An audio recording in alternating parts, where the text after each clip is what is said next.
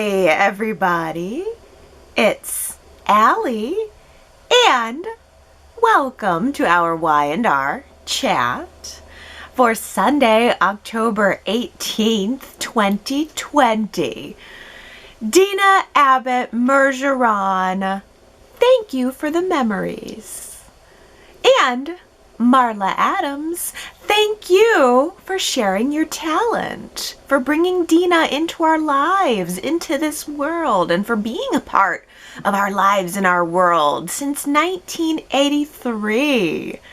The character of Dina was introduced onto Y&R in 1983, but she really took on a new life when Y&R brought her back to town in 2017. I feel like that's where Dina's journey really began for me. She really had some depth of story. I felt like I was getting to know her for the first time. She was a breath of fresh air on Y&R, and I only wish that we would have had her more. I only wish that I would have known her longer. I'm greedy. I didn't want to let her go. Oh, honestly, I expected to see Dina's decline stretch at least the length of one more episode. I wasn't expecting to see her die on Friday. We haven't heard much about her condition until the very end of Thursday's show, when Kyle was mentioning to Lola that Dina was fading fast. And then all through Friday, the Abbotts were saying that it would be any day now that Dina might pass. And then at the end of that very same episode, she was gone. Just as fast as she came, she was gone. And I did not feel prepared for that so quickly. I guess that's true to life. In a lot of ways, that's, one of the ways it was true to life. And I mentioned at the website too that I think it came on very fast for me as a fan, even though I know it was slow and painful for the Abbott family. I'm sure also that it was very hard on the cast to film these final scenes. Everyone who plays in the Abbott family did an incredible job. It was all very heartfelt. It was all very genuine emotion, and it was a for-tissue Friday for me. That being said, I have some criticisms. I have some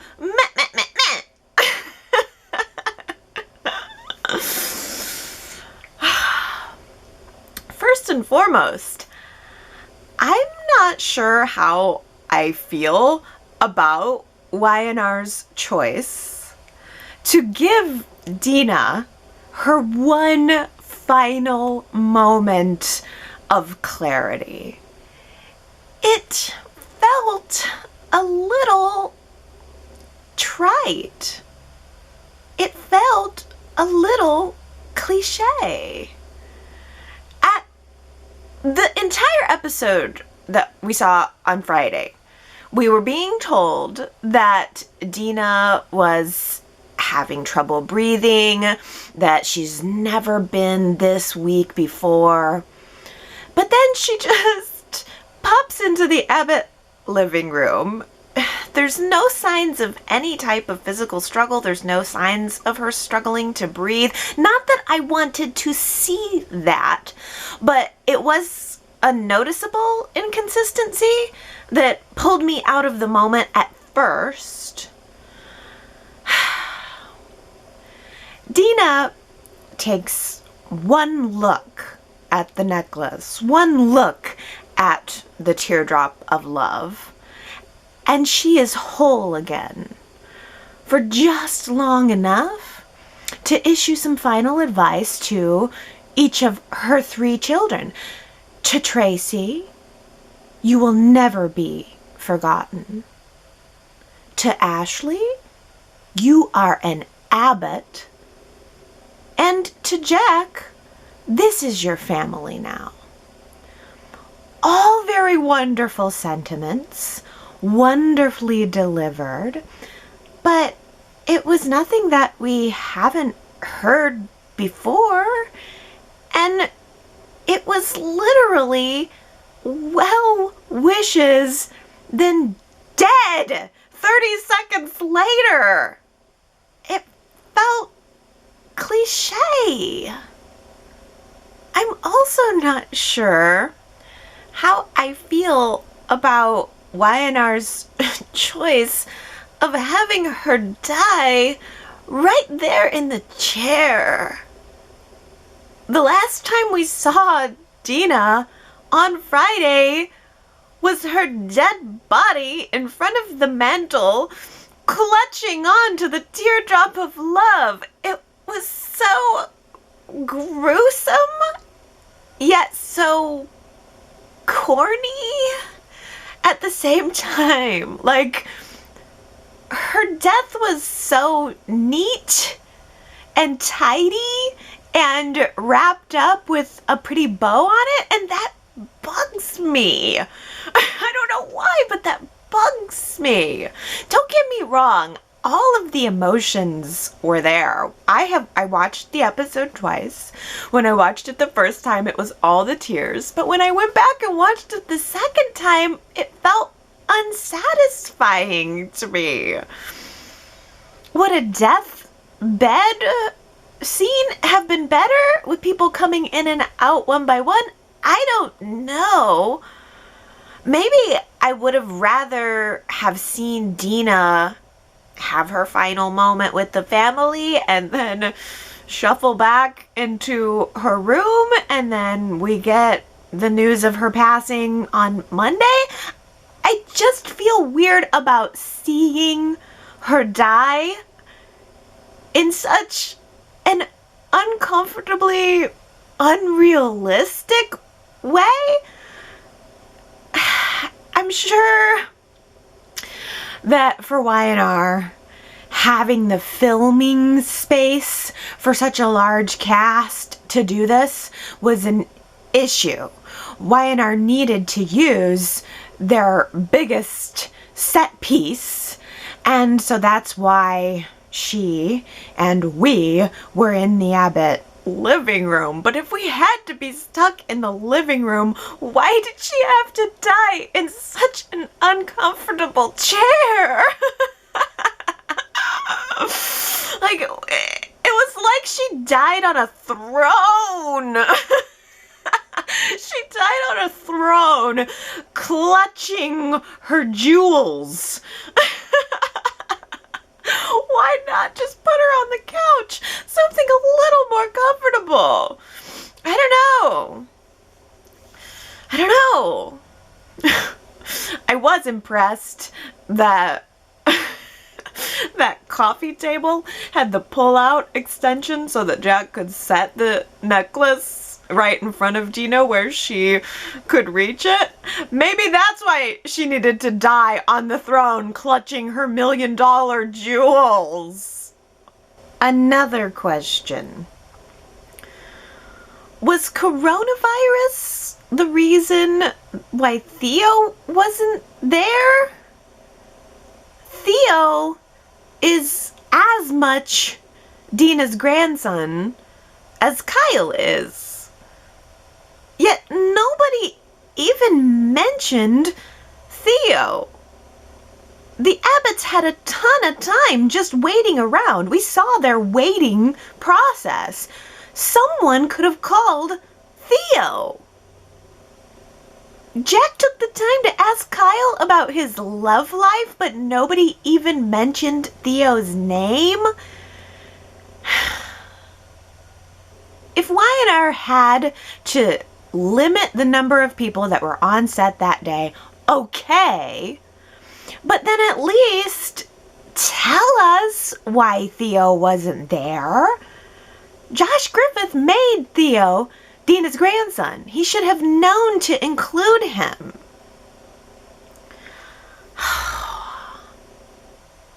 I think that if I were in charge of Y&R, which I'm not, never will be, but I feel like if I was in charge of Y&R, I would have rather have seen the family get the news of Dina's passing on Thursday, and then on Friday, just see Dina as a beautiful ghost, all dressed up and gorgeous, and visiting each family member spiritually to give her final words of wisdom.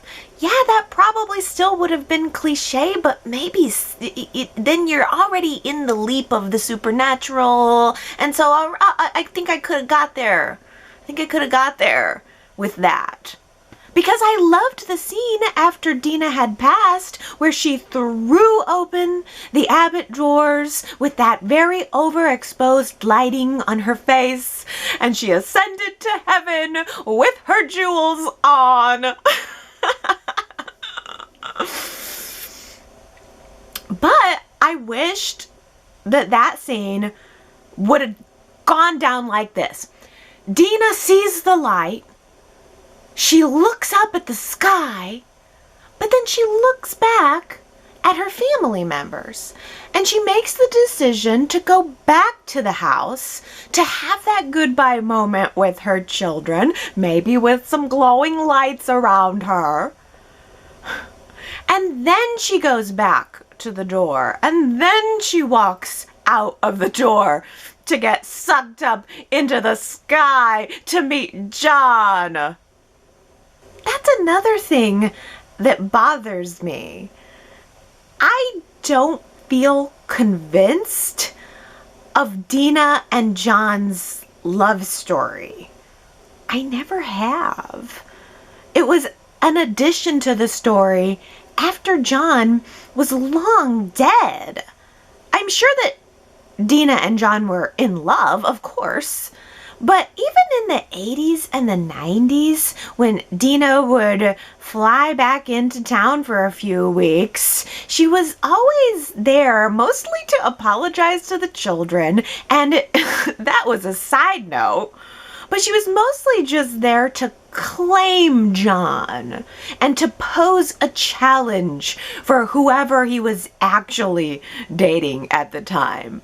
I never got a sense of Dina and John's love story in all of my past viewings or in the recreations of the past with those two younger actors who, not for nothing, did a nice job this week and always have.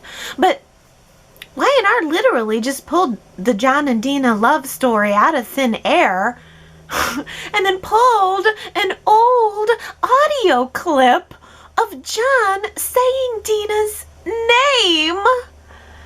I like the effect, I like the notion, but I could not stop thinking about how they just pulled out an old audio clip of John saying Dina's name and then just plopped it over the scene of her walking into the great beyond. Now, what would have impressed me, what would have really impressed me, would have been if Y&R would have sprung for Jerry Douglas, IRL, to come back for just one episode. I mean, they had him riding around in the back seat of Jack's car for, who knows how long, quite a long time. And it was years after his death even, for no good reason. There was no good reason for John to be riding around in the back of Jack's car and haunting him and all that. They brought him back for that. Dina's death would have been a good reason to have him back. That would have impressed me. I don't know, you guys. I love Dina, and maybe that's why I feel disappointed. I wanted more, and I think I could have handled it being stretched out quite a lot longer. It was fast, and it felt a lot unrealistic, if I'm being perfectly honest. But I I want to know what you think about this week, Y&R Chatters. Are you satisfied with how Y&R handled Dina's death? That's our poll question for the week. You can vote and comment at yrchat.com. If you liked it, tell us why. If you didn't like it, tell us what Y&R could have done better. What would you have liked to see? I know there are going to be a lot of opinions on this. And I've given you mine, so I think it's time for you to give me yours. It's such a bummer of a note to start out. It's a bummer of a note to end the week on, and a bummer of a note to begin Y&R Chat on. I usually try to begin on an up note, but what can I say? The #1 top story of the week was Dina's death, but the #2 story of the week was Michael's hair. Now we can get into it. Now we have gotten to the root of some real life drama here. Oh, thank goodness Y&R didn't leave Michael's hair transformation unaddressed. I'm so glad that they didn't just not say anything about it and leave it sitting there like a big white elephant sitting in the middle of the room. Because if nobody in Genoa City would have ever said a thing about it, I would have been so mad. Oh. But I already said how I feel about Michael's hair. I said how I feel about it when I saw Christian LeBlanc in Quarantine. I absolutely love it. I think silver is sexy, and I totally support Christian LeBlanc's choice to go au natural. Honestly, he was looking next level sexy in his sexy silver hair and sexy silver suit. I mean, he was really well dressed. You've got to admit that Michael has style. He looked good. I've always thought to myself, Christian LeBlanc is every bit as sexy as Robert Downey Jr. He looks a little bit similar to Robert Downey Jr. And I think he's just as good looking. Michael can be my Iron Man. But I know he doesn't want to be. No, Michael's suit wasn't silver. It was just casting silver with his hair being so bright. I think he had on a black suit, but it was a pinstripe shirt underneath of it. And he's just always so put together. It was so long awaited seeing Michael and seeing him with Lauren this week. So it was Lauren and Michael who brought us the Teardrop of Love necklace. I still don't understand the point of the necklace. It would make sense to me for Dina to have seen the necklace and to have remembered the necklace and for it to have jogged memories for her of that time. Because one thing that I have learned about Alzheimer's is that our oldest memories are the deepest rooted, and so it would make sense for that to trigger a memory for her from that period of time. But I don't see why seeing the necklace gave Dina sudden clarity in the present. Maybe we just need to chalk that up to magical powers. Maybe the necklace just has magical powers. Lauren mentioned early in the week that the legend of the necklace is that it brings love to the owner of the necklace. So that little piece of superstition is new this week. We didn't have that last week or the week prior. This is a new development. The owner of the necklace it will have love brought upon them. That didn't really work out for Dina. But then on Friday, Michael elaborated by saying that the legend of the necklace is that if you are the lover or the lovee, then possessing the teardrop of love could either be a blessing or a curse. I think it's my curse. I think it's my curse, because I'm looking at the previews for next week, and lo and behold, Jack has a new mystery box. A new mystery box. This one's white. What will be inside of our new mystery box? He's telling the Abbott family that he's talked to Lauren and that the teardrop has led him to this. Yay! Yay! I don't know if it has something just purely simply to do with Dina's funeral services or something, or if this is just more chasing our tails on a new part of the mystery. I don't know, but I can't help but notice that we are talking a whole lot about love and love coming into Jack's life, because you know Lauren's just gonna give him the necklace. Unless, I don't know. Jack's about to get a new girlfriend. Technically, Lauren's the owner of the necklace, but I do not want to see Jack and Lauren fall in love, because I am noticing that maybe Jack is in possession of the necklace on the very same week that Mama's home. Mama's home, yes. You know what they say, when one door closes, another door opens. And we have lost Dina, but we have gained Gloria. So I am beyond grateful for that. Of course, Gloria is in town to see her new grandson, but I completely believe that she's going to want to cross paths with Jack to at least give him some support. Or who knows, maybe Jack will give Gloria an invite to Dina's funeral, and maybe Jack will tell Gloria the right time to be there this time. Chloe feels guilty about the fact that Kevin wasn't there with her to choose Bella's name. So I think Chloe should have felt a little more guilty about hiding Bella's paternity from Kevin, but okay, she wants to make things right. She wants to allow Kevin to choose the name for their brand new baby boy.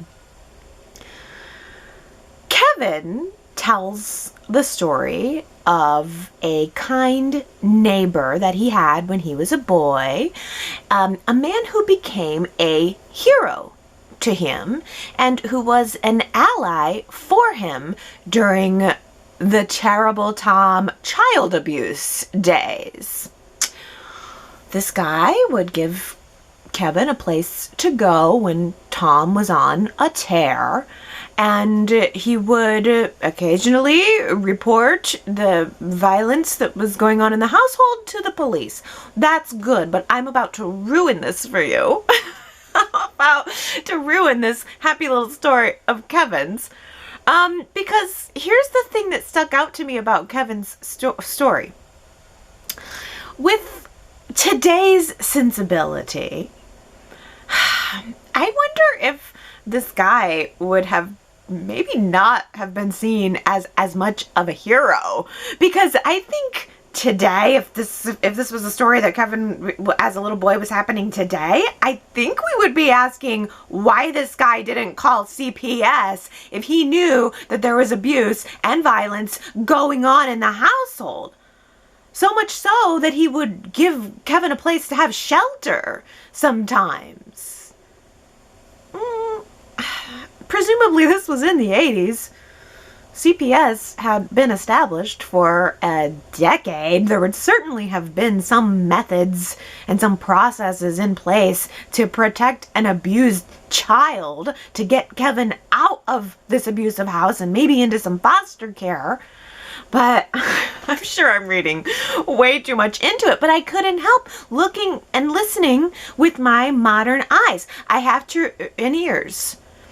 I have to remember we cannot hold the past to the standard of today. We cannot be then what we are now. I'm sure that in the 70s and the 80s, people were far more afraid to speak out about something like this. Maybe this guy was afraid of Tom's retribution? I don't know. The guy did what he could. In Kevin's mind, he was a hero, and that's what's most important. So, Kevin named his son after his hero, and that name is Miles. Miles Fisher. Oh, I mean, it's very cute. It's very adorable. I love it. It's kind of an old name made new, and maybe that's what I just should have said from the beginning. I gotta call it like I see it. But you know what? It was meant to be a happy little cozy moment of mom and dad naming their child and Kevin completing the cycle of being a better father than the father he had. So I think in that way, it was a perfect new beginning for these two, for these three, for these four. Well, it certainly wasn't very nice of Theo to blast the news out to social media that Kyle is a cad. Maybe that's what got Theo kicked out of the family. Oh, Kyle is definitely getting some social media hate right now, so he said. And Michael Mueller, the actor who plays Kyle, is probably getting a lot of hate right now, too. I would bet my bread on it. He's getting a ton of hateful messages. Michael Mueller has got to be thinking, why is Y&R doing this to Kyle? All of the fans are going to hate me. And I think they do. Oh my gosh, Kyle dumps Summer for Lola, then dumps Lola for Summer, then jumps right back to Lola, and immediately, when that doesn't work out, he opens up his dating profiles and starts making booty calls. I know, everybody hates Kyle right now. And I hate him too, but the fact that I feel bad for the actor is reminding me that I need to try to find a way to be fair, that I need to try to find a way to connect with Kyle, because I do think that Summer and Kyle both did wrong this week. They both did wrong. I mean, Summer skipped out on her elopement with Kyle. He goes to bed in the hotel thinking they're going to wake up the next day and get married, but instead he wakes up on his wedding day with a goodbye note written on hotel stationery right next to the bed. Summer is gone. She is just gone. She's not returning any phone calls. She's not talking to anyone in the family, and she tells Jack that she's taking a leave of absence from Jabot.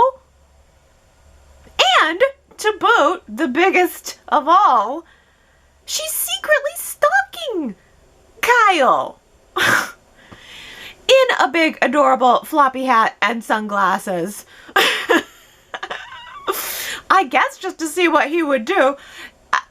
Side note, I love the rare occasion where Y&R lets Hunter King wear a cute hat. Nobody wears hats on this show.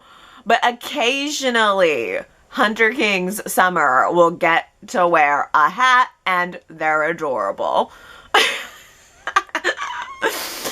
I was LOLing in my living room at her Where in the World is Carmen San Diego look, trying to be inconspicuous while sticking out like a sore thumb. I guess Summer was wanting to leave Kyle just to see what he would do. And he did not pass the test. He absolutely failed the test, if that's what this was. First of all, he immediately goes to society. Summer leaves him, he goes to society. As if Summer would leave him a goodbye note and then go hang out there. No. He ran into Lola. He knew he was going to run into Lola. She was there having a private girls' night with Tessa and Mariah. Tessa had just spilled the wine about the fact that Summer and Kyle were supposed to be off getting married. And when Lola realized that that didn't happen, she read Kyle the rights. She read him his rights, and I was so happy about it. She said, "Oh, Summer left you? That's your problem. Don't come around my restaurant looking for sympathy or for sympathy sex or for anything else for that matter. There are 100 different bars and restaurants in this town. Do us both a favor and stay away from mine. The restaurant is closed." No, the kitchen is closed. I was so proud of her. I was like, "Thank you, Lola. This was exactly what I needed to hear you say." But of course, she said all the right things, and then the very next day she changed her mind. The very next day she did a complete 180, told Kyle that she just overreacted, and then she was being chummy and sensitive with him at the society bar in the way that she used to be chummy and sensitive with Theo.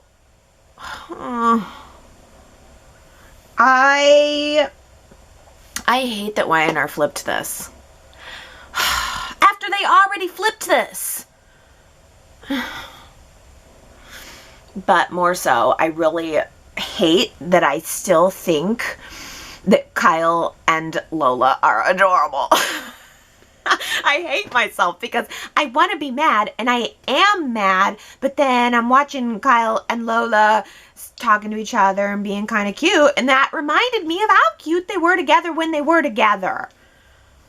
But Y&R has made Kyle into such a waffler, it's impossible to root for him. I'm trying. It's not impossible. I'm trying, but they've made it very hard to root for him.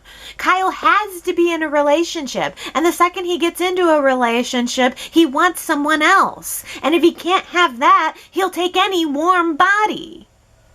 So this guy, who has just been dumped on his wedding day, and then dumped by his main partner at work, and then dumped on by Lola, decided to call some chick in New York for a booty call. Gross. I mean, just gross. Literally looking at Kyle's face while he was talking on the phone. Ugh, trying to hit on this girl out of the blue. It made my stomach turn. He was so disgusting there.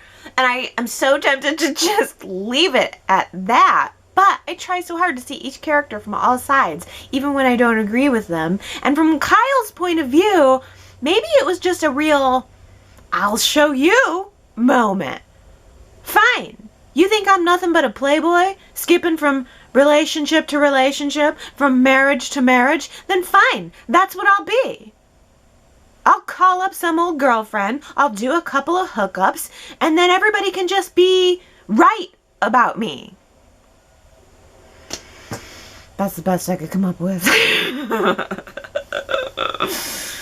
I wish this hadn't happened. I like Kyle with Lola, but I also like Kyle with Summer.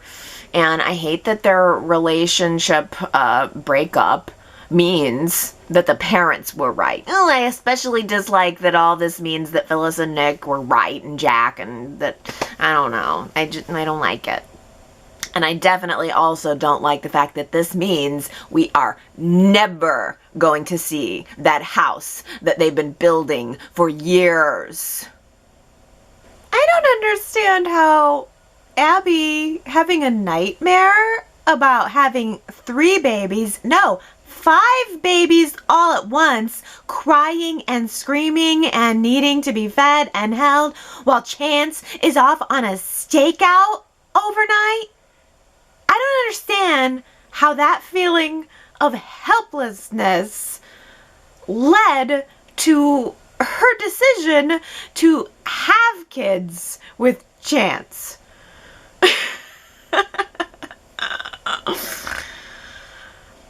First of all, Abby's nightmare scene was far more realistic than many or any of the soap opera childbirth and babies and child rearing scenes that have ever been on the show. Like, it was way more realistic than Kevin and Chloe quietly and sweetly sleeping with their newborn in their arms. I thought Abby was getting some reality there in that nightmare. It should have been a sense of foreboding. Oh, I like the idea of Abby and Chance having a family someday, but I feel like we're missing a few steps here right now between these two. I don't need them to get married before choosing to have kids, but how about at least living together? Like, more than just side-by-side hotel rooms? They've only been dating for a few months in soap opera time, and last week they had their very first I love yous. So this week they're ready to jump into having a child together? The scenes are sweet, but I don't know if this is a good idea. They're still in the honeymoon phase of their relationship. They're still getting to know each other. Why rush it? I thought that Abby's fear of Chance leaving her stranded at home while he goes on a stakeout was completely legit. Although I don't think that Chance will ever make it onto the GCPD. He's never going to be on the force. Y&R doesn't need 2 cops in this town. At most, we need 1 cop and 1 private investigator.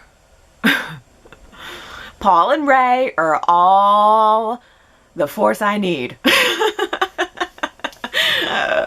That's all I need. And even that's a little bit overkill. But Paul's back this week. 4 pages really flies by because he was here and gone, but he was looking good. He was looking happy. And Paul tells Chance that he wants him to have this GCPD job, but there's that pesky homicide hanging over Chance's head. Chance and Adam killed a guy, and they buried his body in the desert. There's gonna have to be an official investigation on that before Paul can just hand Chance the job. Yeah. How about? Yeah. Let's definitely investigate Chance killing a guy. Chance and Adam killing a guy and burying his body in the desert. Let's investigate that before we give him a badge. Are we sure that Victor isn't dying?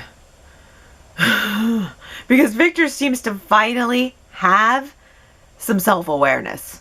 It's completely out of his character. I don't know what to think. Victor reaches out to Adam this week and he lays it all on the line with total accuracy.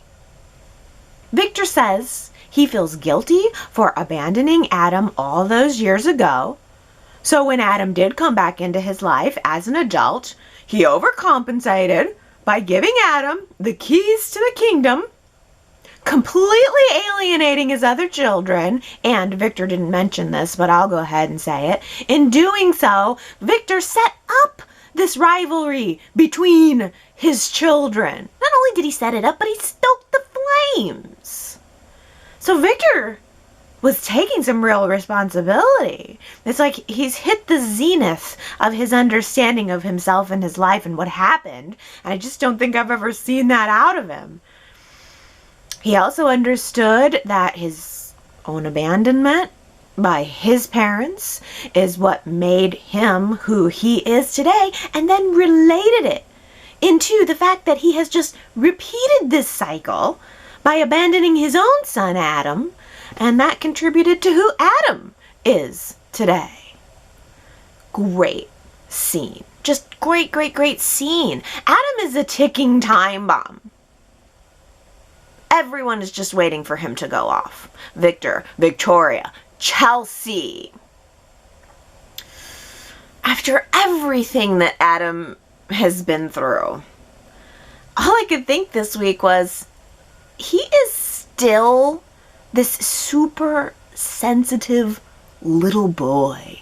Deep down, he is just a sensitive little boy. Like, his trauma at age 11 stunted him emotionally. Chelsea was trying to talk to him. She was trying to give him some reasonable advice this week. She said, you don't want Billy to say you're a monster? Then don't be a monster. Just be your best self and let's move on. Let's not dwell. But she did not choose her words quite carefully enough, and Adam takes it as her not believing in his fundamental goodness and doubting whether or not he is a monster. And then he runs up to his bedroom and slams the door behind him like a child. And then he runs out and lays it all on the line with Sharon. Like, you're not going to be my girlfriend, then I'm going to this girlfriend. I mean, he didn't leave anything unsaid with Sharon. He thinks they should be, he thinks, forget Chelsea. He and Sharon should be together right this very moment. She loves him. He knows it. He loves her. So why waste any more time? Sharon doesn't want to waste time. Sharon, at this point, doesn't know how much time she has left. But Sharon wants the safe path.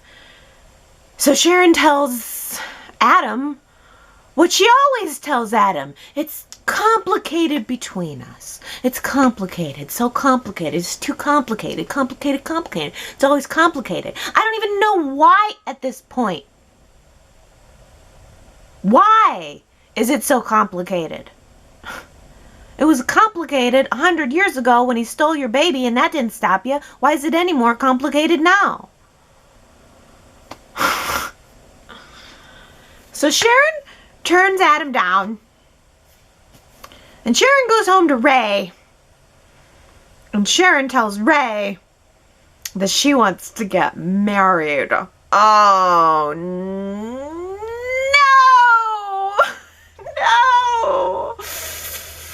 Oh, no! This is the death nail for Sharon and Ray. I want Sharon with Ray.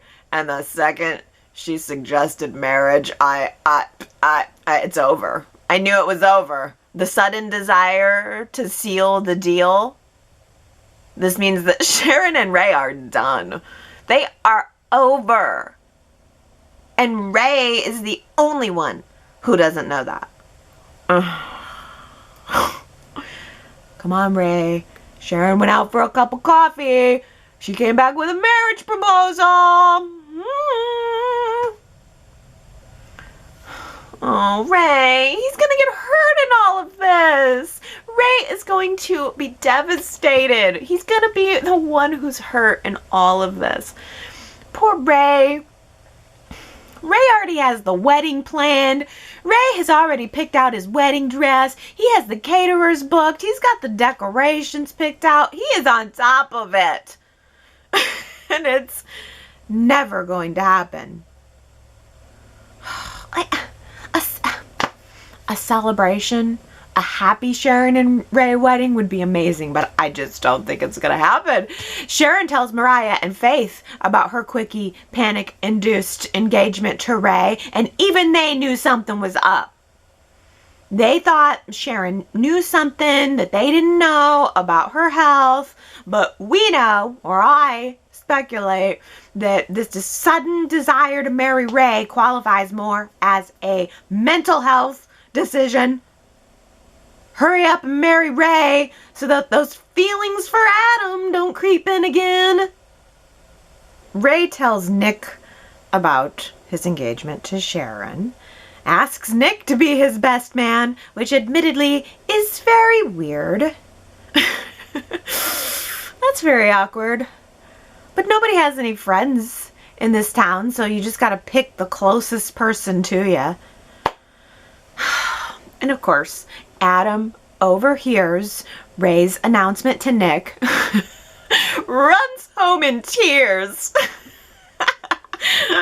pulls out an old newspaper clipping that he must have held on to from when Sharon and Ray were handing out holiday meals to the homeless. And then Adam sits down by the fireplace. He takes that article and he sets it on fire just to watch it burn. He couldn't just throw it in the trash. No, he had to set it on fire just to watch it burn. Just to be extra dramatic about it. He's a little boy. He's a childish little boy. The drama that I did get kind of giddy for, though, was Adam calling a private eye to put a tail on Ray. Now that's exciting to me, because I cannot even imagine what kind of dirt could be unearthed on Ray. Maybe this is where we see Ray's turn. I mean, Y&R's got to fill in something around Ray so that he's not just the one-dimensional guy Sharon's going to dump. She's going to have to learn something about him. So maybe he has a secret past, or maybe he has some kind of side hustle that nobody knows about. Ooh, this is getting good. I like this, though. This is the part I like. And if there is something that Ray is hiding, will Adam blackmail Ray to get him to call off the wedding? Or will Adam take it straight to Sharon? Ooh, so much potential here for bursting into a new story. This really is the beginning of a new era. Sharon made her announcement to just Ray this week that her tests have come back and she is on the road to being cancer free. Oh, what a sigh of relief. Now that this total failure of a cancer storyline is behind us, and now that Sharon doesn't have that annoying face of death staring her down, we can move full steam ahead on figuring out who Sharon's best boyfriend should be. OMG. Is it Adam? Is it Ray? And what fingernail polish goes best with her phone case? I can't hide it. I can't hide it. I'm happy for Sharon, but I'm annoyed by this story. I'm more happy to just be out of the story. I think Sharon should just clear her schedule now to figure out what's going on with Faith. Because I'm officially worried about Faith. I wasn't that worried about it last week, but now I'm more worried about Faith. The more she says she's fine, the more I don't believe it.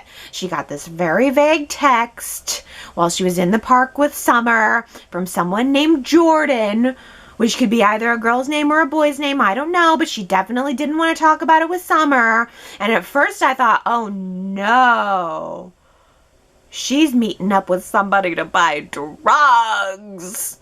Faith is in the park right now because she's looking to score some street drugs. She is secretly stoned out of her mind. That's such a mom thing to think, right?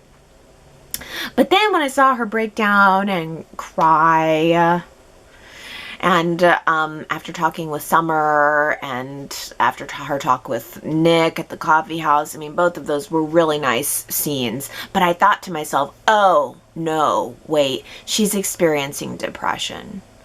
That's what it is. She's depressed. And that would be so understandable and so common, too. I've been seeing other CBS shows talk about how October is Mental Health Awareness Month, and I wonder if this is Y&R's way of raising awareness for that.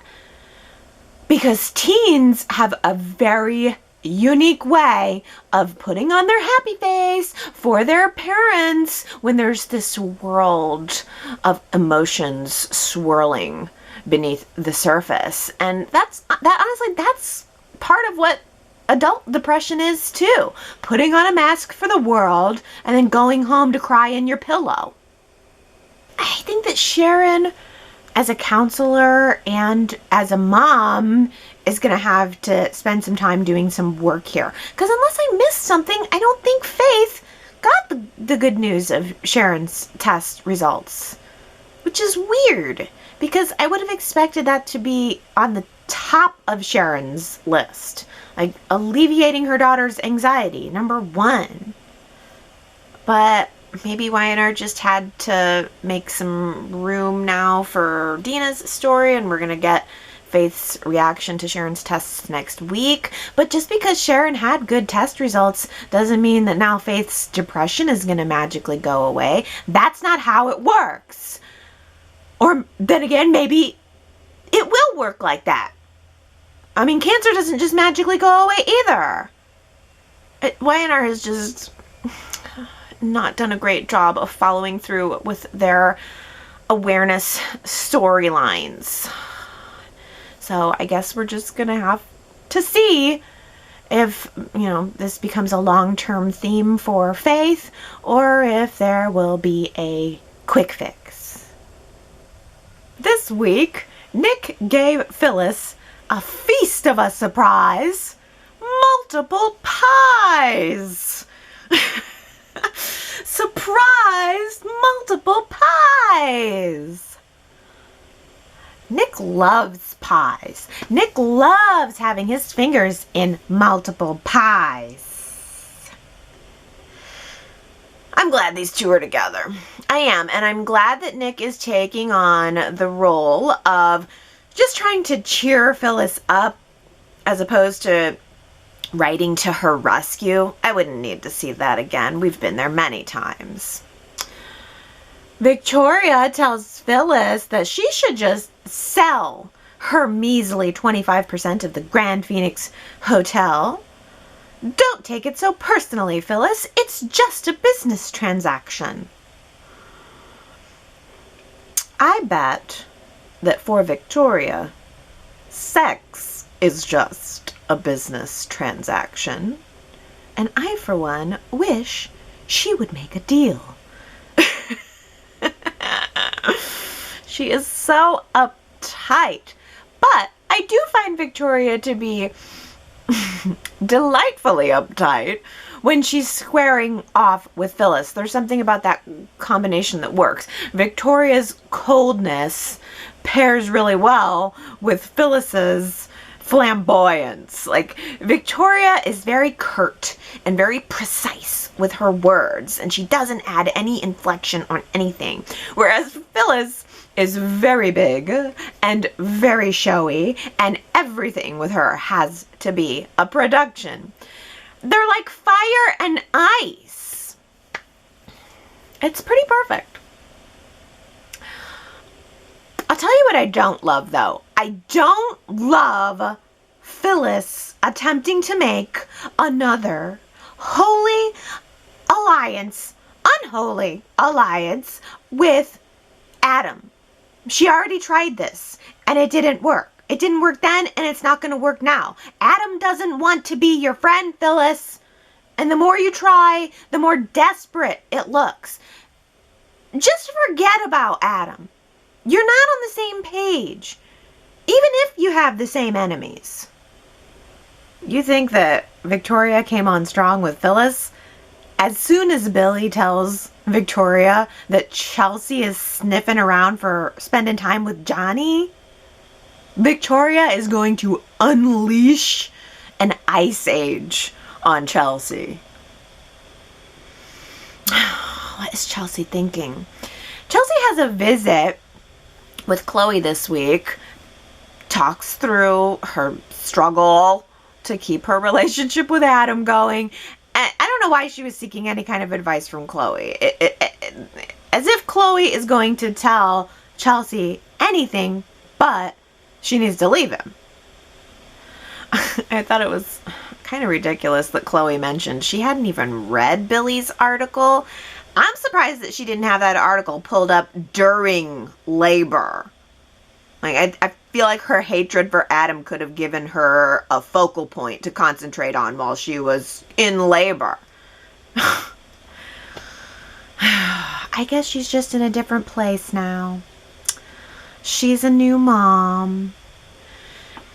And after Chelsea creepily holds Chloe's baby for a while, she goes to Chancecom, and she seems sincere in her request to spend time with Johnny. I mean, she was practically begging just to spend a couple of hours with the kid. Couple hours, maybe a weekend.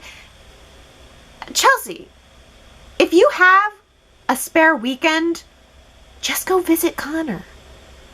He's not in another country. He's just a plane ride away. I don't know where it's coming from. If it's a strategic move on Chelsea's part to get Billy to back off, it didn't work. Billy was right back to taking phone calls from unnamed sources about Adam. Which Lily gave Billy a good tongue thrashing for, by the way. I wish you would listen to her. Lily was very fresh off of a painful conversation with Amanda where she had to face her mistakes and she had to ask for forgiveness. So Lily was trying to get Billy to practice some forgiveness of his own. Just leave Adam alone. He's suffered enough. You're just kicking a man while he's down. And if you can't bring yourself to pull back for Adam's sake, then do it for your own sake. It's a bad path to be on. It makes you look bad. And besides, Billy has been granted second, third, fourth, fifth chances. So I really liked that Lily called him out. Finally, someone was calling Billy out for casting stones from inside of his little glass house. I don't know if he heard it, though, because all I saw out of Billy in response to that speech was a smirk and a puppy dog look and a flirty line about Lily being the cute little angel on his shoulder. Well, last week I asked you guys if you would like to see a Billy and Lily romance. I don't know, man. 83% of people voted no. 17% said up for it. I suspect some vote tampering there. No, just kidding. It was a very highly voted in poll, and occasionally this happens. I think somebody must have sent the poll out on social media or something, like somebody sent it out on their webpage or the social media or something, and people came flocking to vote no to Billy and Lily. It was probably maybe like a fan base for Billy and Amanda or something. I'm not sure, but a ton of people voted no. I mean, just looking at the pure numbers and comparing it to the number of votes we usually have, I feel like it's a little more split among the people who are regular Y&R chatters. Anybody's welcome to vote in the poll. I don't mean that to be derogatory. It's just occasionally it's you know, we get some new peeps. We get a flood of new peeps.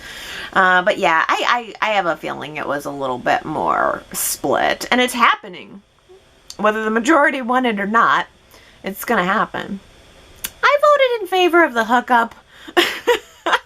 Just because I'm ready for a new hookup.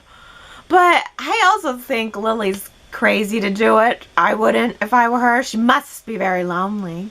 Because she seems to be lapping up all of Billy's screwy charm. She seems to love his attention. And think about it, though.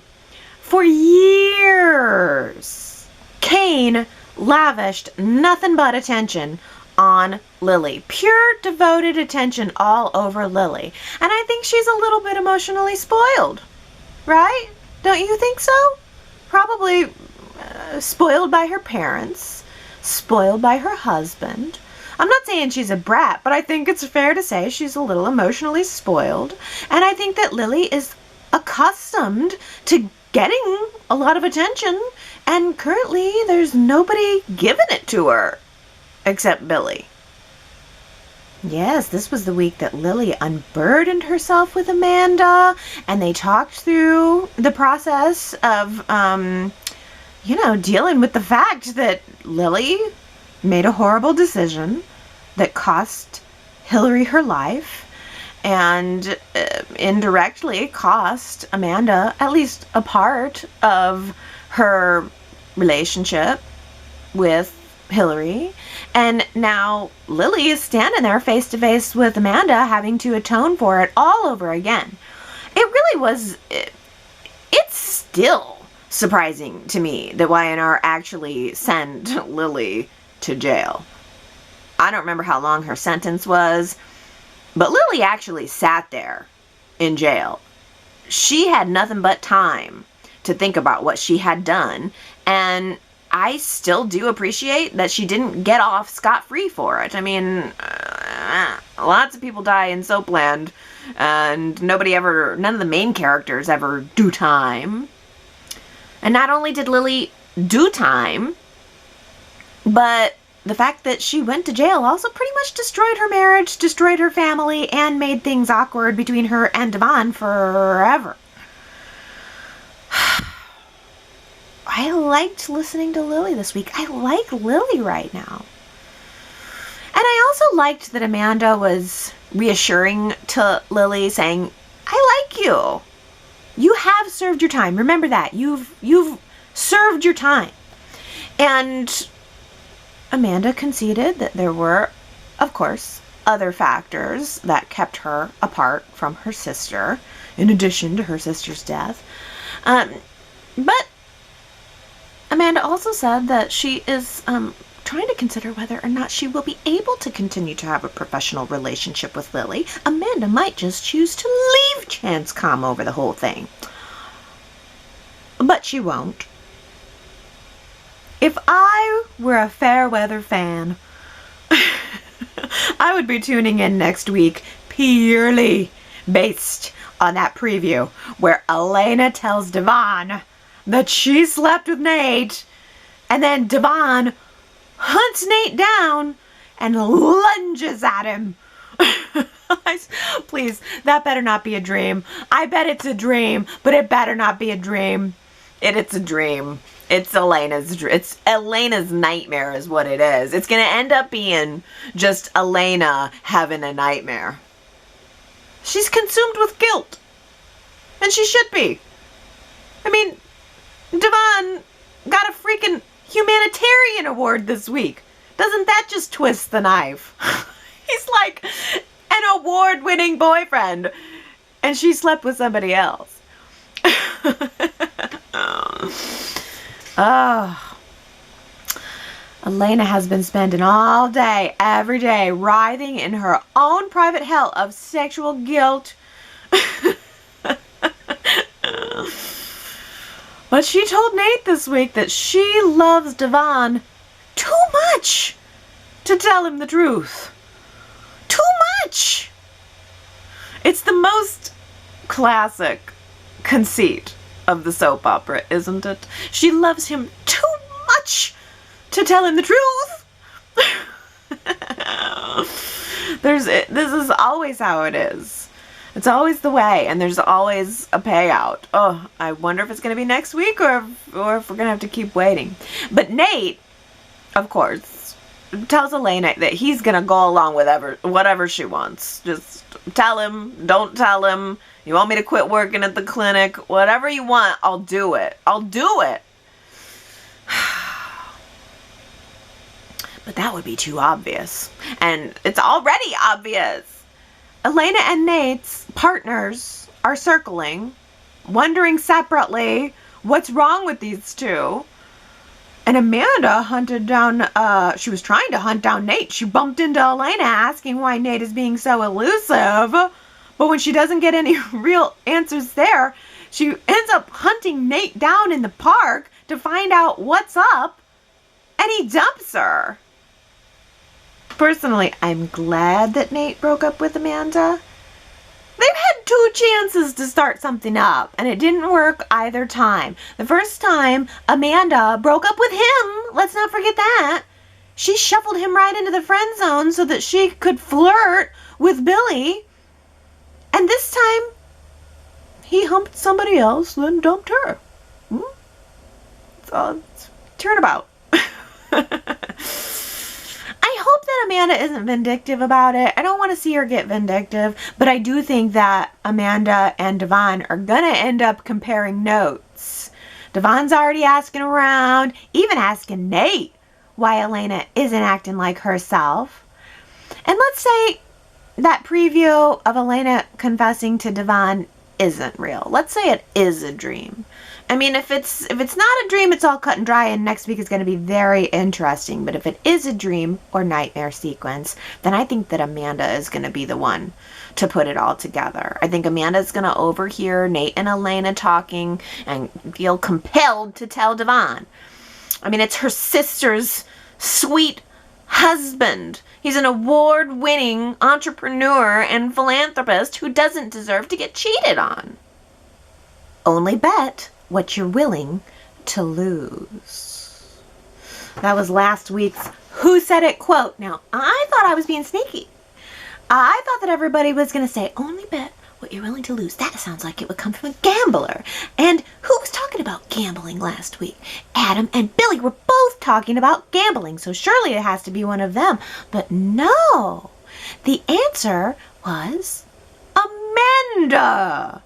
Amanda said, only bet what you're willing to lose, when she was giving advice to Phyllis about going to war with Victoria. I didn't trick as many of you as I thought I was going to, because Ebony, Keisha, Tina Cole, Jamie, Henry, Victoria, Jamie G, Joanne, Juanita, Sandra, Tommy, and Daisy all guessed it right. Very, very good. Well, hey, I thought this was a nice line. Who said it? DNA is not necessarily destiny. DNA is not necessarily destiny. Who said it? If you think you know, go to yrchat.com, and if you get it right, then I will give you your congrats on next week's Y&R Chats. Well, now let's take the pulse of the regular Y&R Chat crew, starting with Marianne V, who says, what is Summer trying to prove?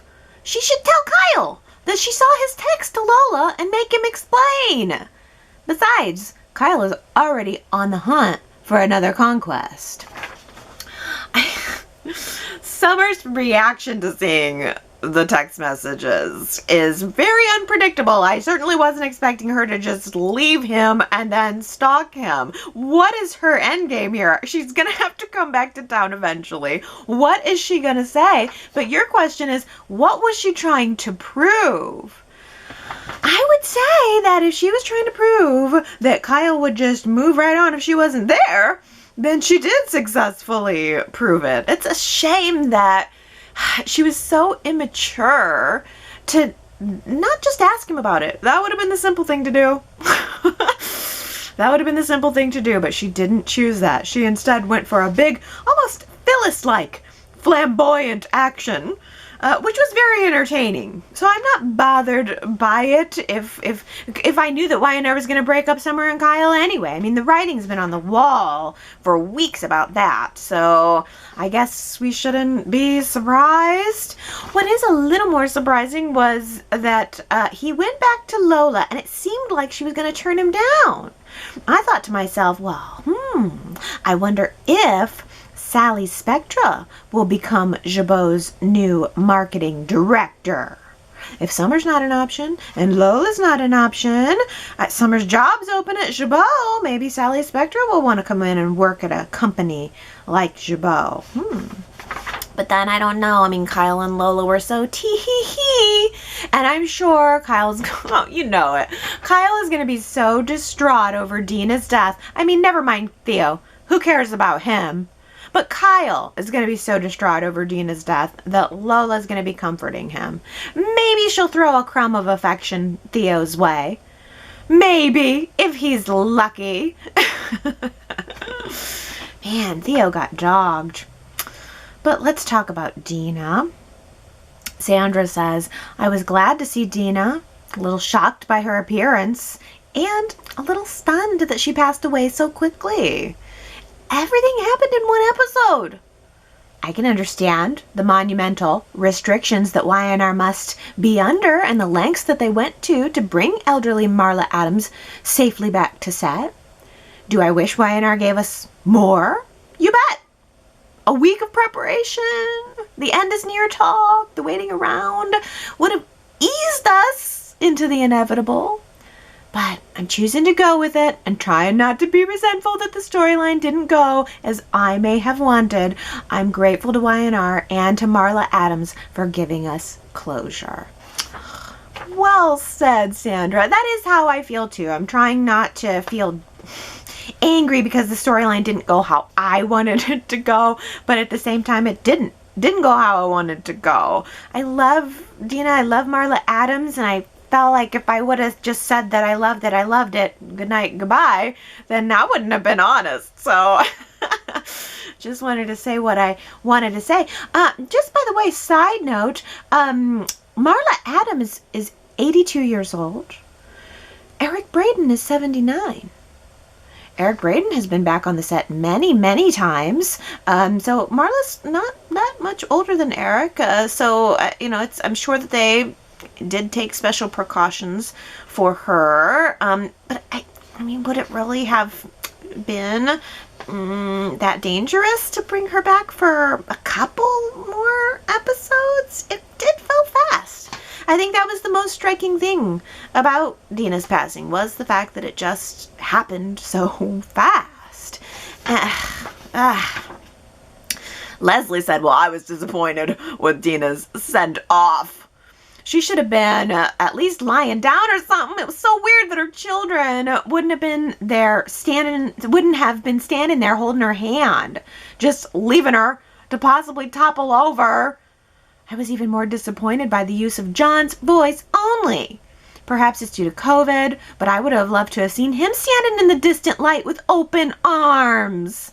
I feel triply cheated.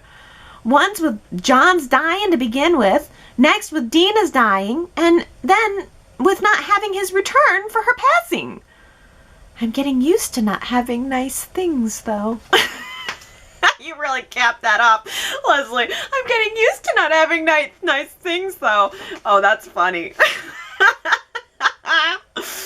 Oh, goodness. Well, I'm certain that the fact that the children couldn't hold her hand, that's definitely COVID related. But there's no reason that they couldn't have had her lying comfortably and then brought everyone into a bed. Maybe they thought that was just, I mean, they didn't have a bed set. Maybe that's it. They didn't build a set for it. But, I mean, put her on the couch then. A nice, comfortable, cozy couch. Perhaps a cup of hibiscus tea right in front of her on the coffee table. That would have felt perhaps a little more comfortable for a death. It was just so weird that it was just like, I love you all, always. And she slumps back. I mean, I hate to make light of it, of course, because believe me, there were so many tears. There was tears and snot. I was crying and snotting for Dina, but I mean, upon second watch, it lost a little bit of its emotion for me, and I just couldn't help but notice that it was she just sort of like slumped over, and that was it, and it just looked so uncomfortable.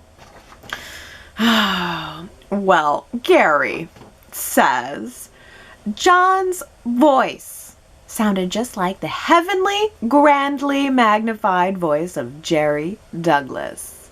It wasn't like several weeks ago when we got a fake du jour voiceover of Hope speaking to Adam or somebody. The real John showing up for Dina beyond the etched glass mansion door added everything. Chatters had imagined this a long time, and he actually showed up. Well, he didn't, though. That's the thing. That's what bugged me, is it was just the voice. They pulled that audio clip from olden days, from an old episode. It was kind of the least they could do. If they were going to make this all about John and Dina's love story, then an audio clip of John was kind of the least they could do if they weren't going to bother to get him. You better believe that Y&R could not have gotten away with a fake John voice. No way. No how. They had to at least use the real voice, and it had the effect. I mean, I was definitely like, like hearing John's voice gave me an emotional response, no doubt about it. I just was never sold on John and Dina. I mean, what about Mr. Mergeron? She was married after John. What about that guy? She don't give two craps about her last husband. And wasn't she supposedly, who else was she supposedly, who was it that ended up trying to be the love of her life? Was it Philip Chancellor? Wasn't there, like, who was she meeting with at the hotel with? Remember when she was, they were going through her old journal, and she was talking about, I think it was Philip Chancellor, unless it was Neil Fenmore. I don't know. It was one of these old guys who we never really saw. Well, no, we saw Philip Chancellor. But Gary, you had mentioned, and I kind of knew this, but it's a great point, that Neil Fenmore was kind of always off screen. If he did come on the show, it was briefly. But one of these guys, there was a whole storyline about Dina's true love being one of those guys. I want to say it was Philip Chancellor during Jack's search for his father. But no, you guys, forget that. It was John. It was definitely John all along. This writing team does that a lot. I mean, same thing happened with Kyle just now. Oh, he was with Lola, but no, it was Summer all along. And now he's with Summer. No, it was Lola all along. Or maybe it was Jenny in New York. It's something in the Abbott genes.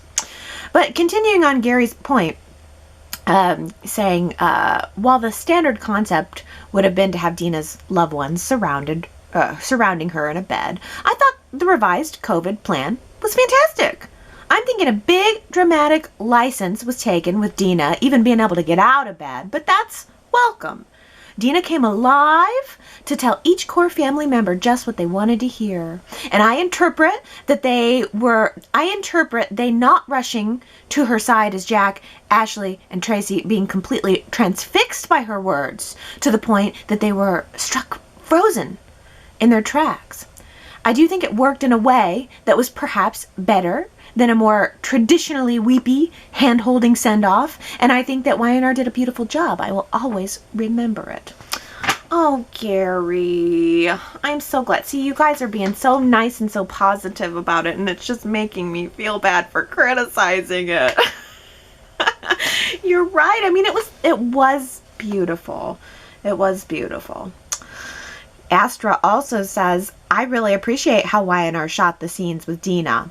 It looked like they had Marla in the room by herself, probably acting with one or very few crew members, as the rest of the cast looked to be acting with a stunt double. I'm glad we got to see Marla one more time before Dina passed. Stunt double?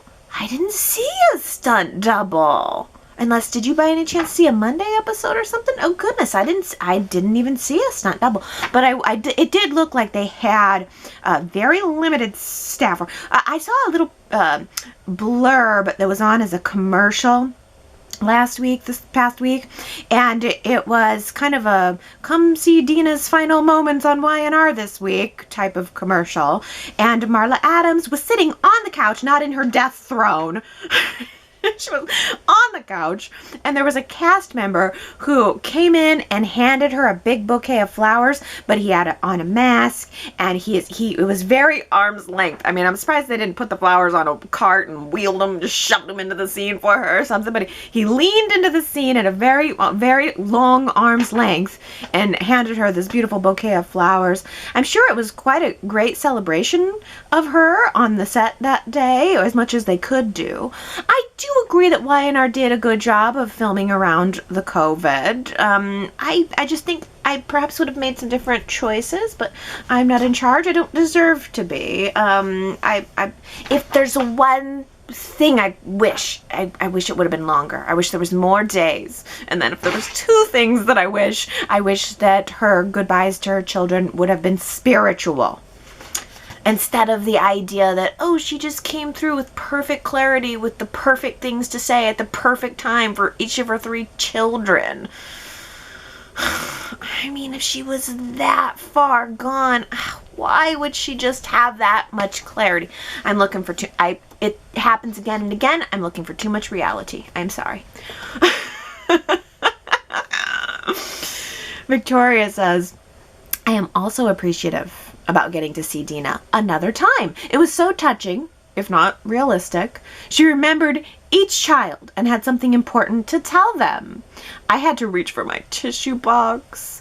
Dina's declaration of love was heartwarming, and what a special touch to have John call for her and to see Dina's warm smile. Superplex says, whether dead or alive, your mother will always be in your hearts. I am so glad that so many of you were touched by those scenes, as was I. But I have a Y&R chat to put together. I gotta come up with something. One thing I didn't talk about at all, Daisy kind of hits on here. Daisy says, Victor's analogy about Ashley's relationship with her mother was pretty good. I think Ashley understood why Victor is investing so much time into his son. I hope they have Adam turn things around, though, rather than seek revenge against Billy. If he waits long enough, Billy will self-destruct. Maybe Adam could go back to school or even Wall Street, but start doing something that he really loves. Oh, yeah, I didn't even mention that conversation with Victor and Ashley, but it was very nice. And I liked that Ashley was mentioning the child that she lost in the context of it being Victor's child. I mean, that little piece of info doesn't get mentioned as much. I mean, we talk about Ashley losing her child and Faith and the baby switch, but it was Victor and Ashley's child. Adam was staying with Victor. It was right at the beginning. I mean, Victor opened up his arms to Adam and brought him in, handed him the keys of the kingdom, and Adam did this weird haunting thing where he put on a dress and was scaring Ashley. She fell down the stairs, miscarried the baby, and then to cover it up, Adam stole Sharon's baby. That's what happened. But I liked that that moment where Ashley was talking to Victor, connected that back into something else that was going on in the show. But I also, like the fact that Victor was there. I don't remember Dina and Victor having much to do with one another, but again, they are contemporaries. I think there's a lot more Y&R could have done with that. They could have made Dina more of a partner or more of a rival for Victor, but they didn't choose that route. There are many routes that they did not choose, but I still did appreciate that scene. I can only imagine that Jack deep down was thinking, what's he doing here? But anyway, Daisy, I do like your idea that Adam needs something new. He needs something to focus his attentions on, maybe other than a lady. I don't know that Y&R is necessarily going to do that for him, though. The path that they have for Adam seems clear. And even Ellen says Adam is unrecognizable. He has plenty of ammo to use to strike back against Billy, and so far, nothing. He reached out to Sharon and heard her admit that she loves him more than she will ever love Ray. Wow! But, as usual, it seems impossible for them to be together for many reasons. It seems like Adam is sorting things out one minute, and then he's acting so impulsively the next. Where is smart, methodical Adam? This Adam is all emotion. He rejected the olive branch offered by Victor, couldn't even hear what he was saying.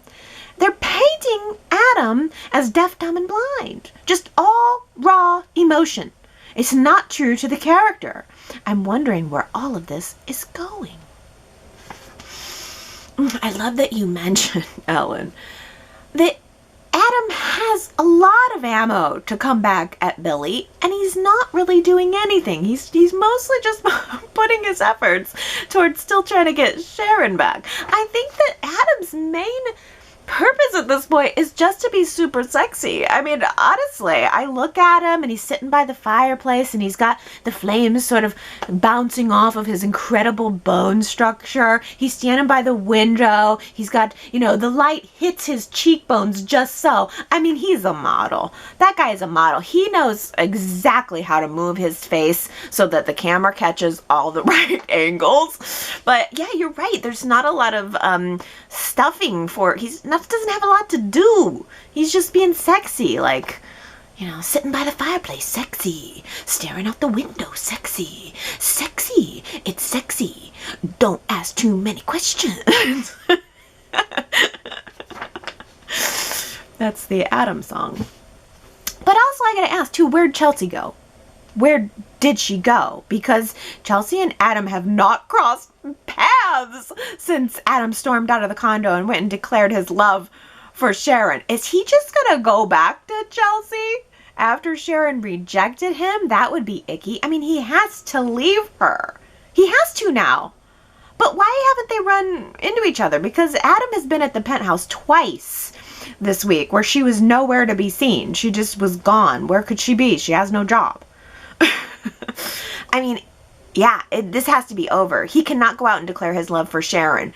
He cannot love Sharon and declare love for Sharon twice and then go back to Chelsea twice. You know what it is? They're doing the same thing with Adam that they've done with Kyle. Making him a flip-flopper and a waffler. And I don't like it. I know, I'd rather just see him, fire back at Billy. We'll set the romance aside for a minute then, because it's too much flip-flopping. Just let him get Billy. Go for it. Why is he laying over? Why is he rolling over? Do something. But, it's being hinted at, though. That's the thing, is he was saying stuff like, I'm a wild card. I've got nothing to lose. Okay, well, then let's see it. I'm ready to see it. I've been ready to see it. He's spending time with Sharon. TB84 says, I was thinking about Sharon marrying Ray for the last week.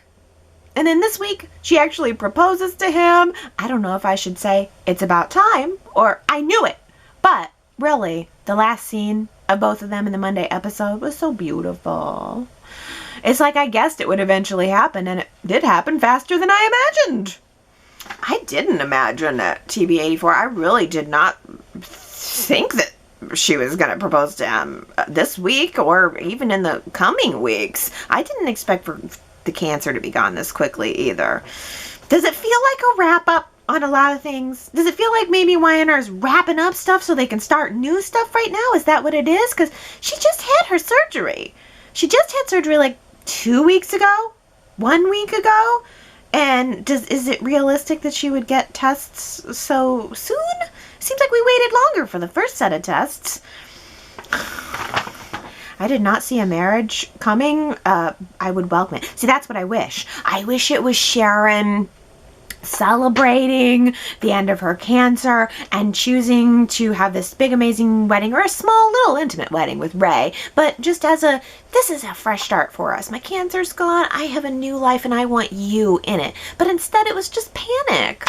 I mean, it's not a coincidence that she went and proposed to Ray immediately after the conversation with Adam. I would have bought the marriage and the proposal and thought that everything was cool, and I would have been happy for Sharon and Ray if the Adam thing hadn't just happened. Well, speaking of weddings, this is good from Sharon saying, I would feel remiss if I didn't get this out. Since it seems that yesterday's show was real, with Sharon telling Mariah and Faith about her engagement to Ray, I needed to say this. If Tessa and Mariah were in the hands of different showrunners that cared about this couple and their journey, when Mariah said to Lola, oh, we're like an old married couple, Tessa's response could have been, except we aren't, are we? Because you wouldn't even let me get the question out. That is so true, Sharon, and I wouldn't even have thought about it. I completely forgot about the fact that it was Tessa. She was just about to propose to Mariah, and it just didn't happen. And continuing, like Mariah wouldn't even let her get the words out. Continuing on Sharad's comment though.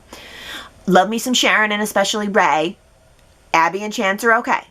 But both of these couples have technically been together less than a year and they're planning their future. Yet, Tessa and Mariah have been in each other's orbit for over 3 years now and have been a couple, yes, with issues, for about 2 years now. But we don't see them. Well, Tessa, discussing their life plans. I know I said it before. This will be the last time. Use it or lose it. No, you're totally right. 100% you're right. If anybody deserves to have a happy wedding, it's Mariah and Tessa. They've been through the ringer. They've proven their devotion to each other now. So yes, if anybody was going to have a wedding, not Abby and Chance having a baby, or not Sharon and Ray having a wedding, it should be Mariah and Tessa's wedding. Gosh, good point. Diana says, I wonder who this Jordan person is that Faith was messaging with at the park. Could be an interesting storyline, as we haven't had a real story for Faith until now, or now that she's a young girl with tween issues and problems. I'm very interested in learning more about Jordan, and I'm looking forward to a compelling storyline with Faith that doesn't involve her family. Maybe we'll get a school set, which would be very different for the show. Something different than hotels and coffee shops. Oh, I love this idea that it's a story for Faith that doesn't involve her family. I don't have any good theories about Jordan. I just don't know. I mean, it seemed like it would be obvious that maybe it was a boyfriend, and Faith seemed a little embarrassed to maybe take the text when Summer asked about it, but I just feel like it's more. If she had this really, nice boy or girl, I don't know, that she was interested in, then wouldn't we see some smiles out of her? She seems all depression, and that's just my best guess for what could be going on with her.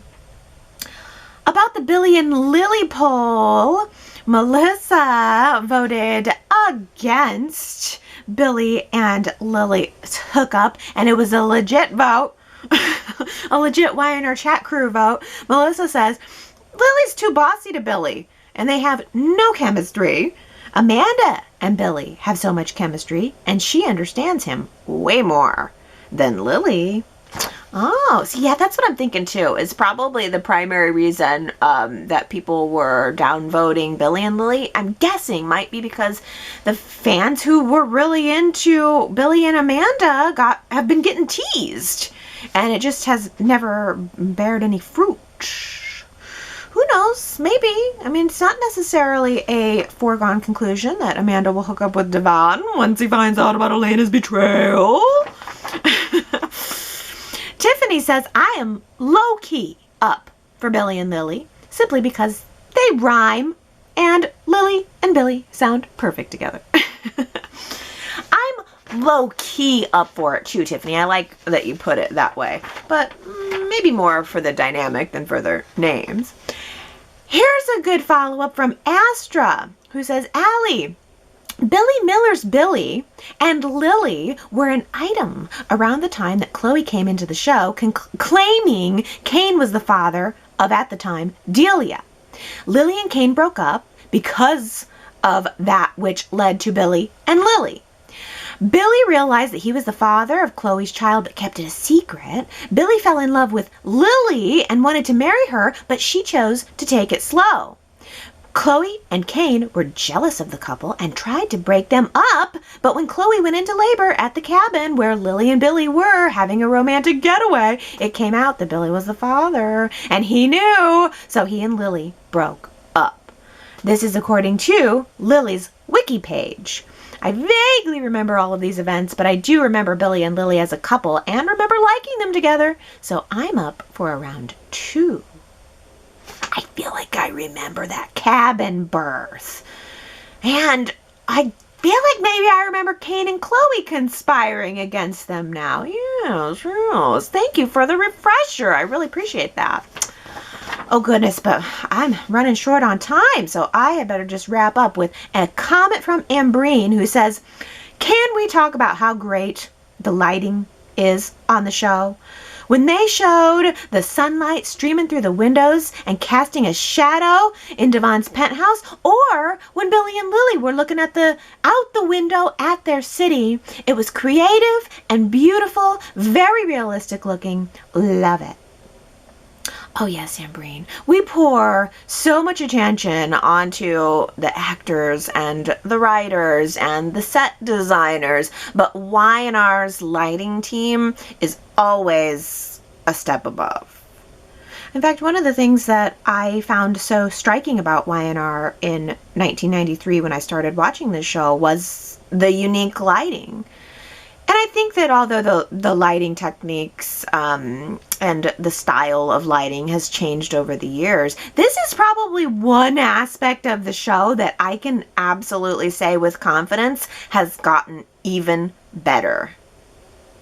Okay, Y&R Chat crew. Done for me. Time for you. Go to yrchat.com, vote in our poll, leave some comments, let me know how you're feeling about this week of shows, and come back next week. I cannot wait to find out what really goes down with Devon and Nate. That's my primary reason for flipping on the TV on Monday, although it'll probably be end of the week before I get my hopes dashed and find out that it was a fake out. There's one other thing I gotta say. I love those previews for the next week that we see on Friday, but have you noticed that since we came back from COVID, no more previously on The Young and the Restless? Have you noticed there's no more intro summaries? It used to be for a little while we had that previously on The Young and the Restless, and I hated it. So I'm glad that it's gone. I felt that it just spoiled the plot. I don't want to be reminded every single day of the things I'm supposed to be No, I already know the things I know. I've already seen the things I've seen. I don't need the recap. Thank you. So, hey, there's a nice improvement that has come out of the post-coronavirus production. No more pesky refreshers. How dare you? It was insulting, really, if you want to get right down to it. Either watch the show and remember what happened, or don't, and fall behind. Or keep watching. Keep watching and figure it out. Or come to Y&R Chat and I'll tell you. Oh, I'm such a snob this week. Oh, goodness. All right, everybody. That's a wrap. I love you guys, and I will see you next Sunday.